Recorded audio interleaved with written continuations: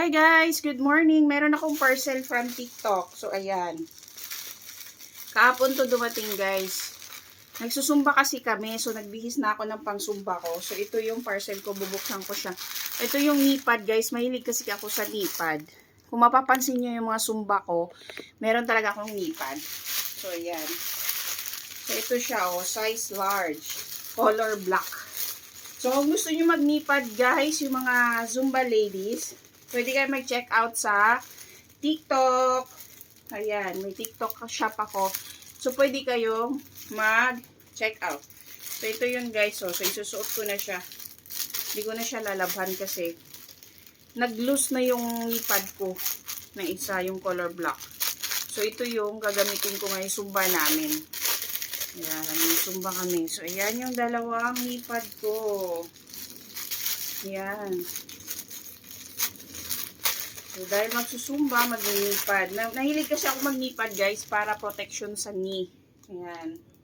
So, ayan, knee-pad. So, ayan, susuot natin.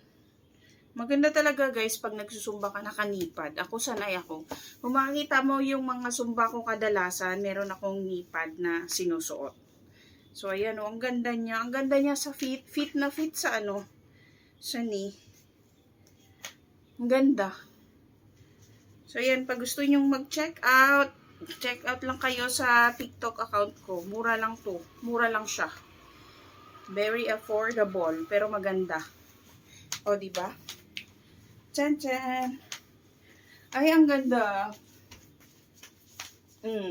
Diba? Ang ganda. Pang sumba. Diba? Naka-shoes ka.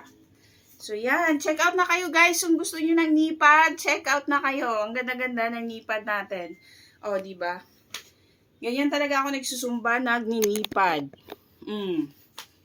Diba? Tcharan! Cute!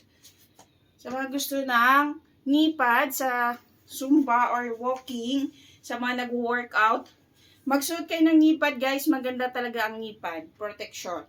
So, yan, Sa mga Zumba ladies dyan, kung gusto nyo ng knee-pad, mag-check out na kayo sa TikTok account ko. Bye!